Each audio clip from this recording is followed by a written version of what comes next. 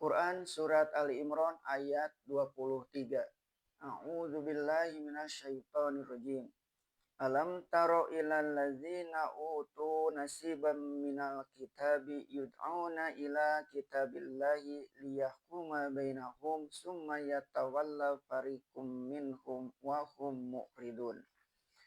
Tidaklah engkau perhatikan orang-orang yang telah diberi sebagian dari kitab.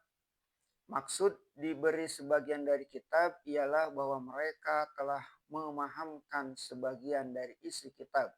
Kadang-kadang mereka hafal di luar kepala sebagian besar ayatnya atau keseluruhannya. Tetapi sebagian itu sajalah yang dia dapat dari kitab itu. Adapun maksud yang lebih terkandung dalam kitab itu, mereka tidak mengerti. Yang dimaksud ini ialah orang-orang Yahudi yang mengetahui sebagian dari kitab Taurat. Ketika diajak mereka kepada kitab Allah supaya memutuskan di antara mereka, kemudian berpaling sebagian dari mereka, padahal mereka membelakang.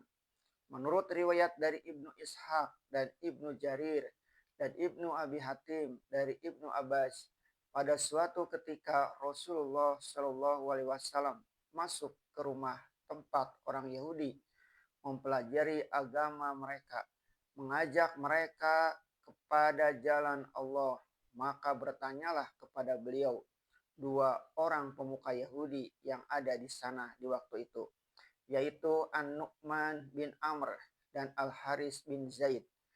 Engkau datang membawa agama apa, ya Muhammad? Nabi Shallallahu Alaihi Wasallam lalu menjawab, aku datang dengan agama Ibrahim dan peraturannya. Maka kedua penanya itu bertanya pula. Tetapi Ibrahim adalah Yahudi. Dengan tegas Nabi Shallallahu Alaihi Wasallam menyambut ucapan mereka itu. Mari kita ambil Taurat. Dia kita jadikan alat pemutus di antara kita dalam soal ini. Apa betulkah Yahudi agama Ibrahim atau Islam? Tetapi kedua orang itu tidak mau. Demikian salah satu riwayat tentang sebab-sebab turun ayat ini. Mungkin mereka menyangka sebab Nabi kita Shallallahu Alaihi Wasallam memang tidak tahu menulis dan membaca, akan dapat saja beliau ditipu dan dikelabui dengan perkataan demikian. Mengatakan Nabi Ibrahim orang Yahudi, padahal nama Yahudi diambil dari Yahuda, anak dari cucu beliau Yakub. Nabi Ibrahim telah meninggal ketika Yahuda lahir ke dunia.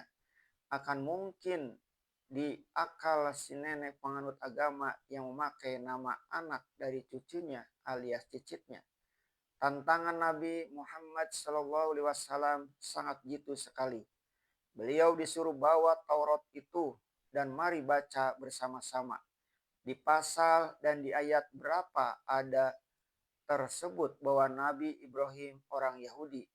Maka si penanya yang berdua itu terpaksa berpaling, bahkan membelakang, karena takut akan diperhadapkan dengan kebenaran. Demikian pula misalnya kalau terjadi pertukaran pikiran di antara seorang mubalik Islam dan seorang misionaris Katolik atau zending Protestan yang bersungguh-sungguh mempropagandakan bahwa Nabi Isa adalah Tuhan pula di samping Allah atau dia sendiri adalah Allah.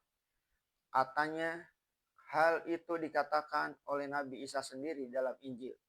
Maka kalau diminta keterangan di Injil yang mana dan di pasalnya yang keberapa dan di ayatnya yang mana ada tersebut bahwa Nabi Isa sendiri mengakui dirinya sebagai Allah atau Tuhan yang Maha Kuasa pula atas seluruh alam ini menyerupai Allah.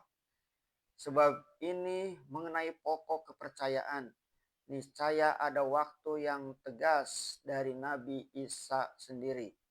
Mereka tentu tidak akan dapat mengemukakannya kecuali dengan mengemukakan penafsiran yang telah diputuskan. kemudian oleh majelis pendeta.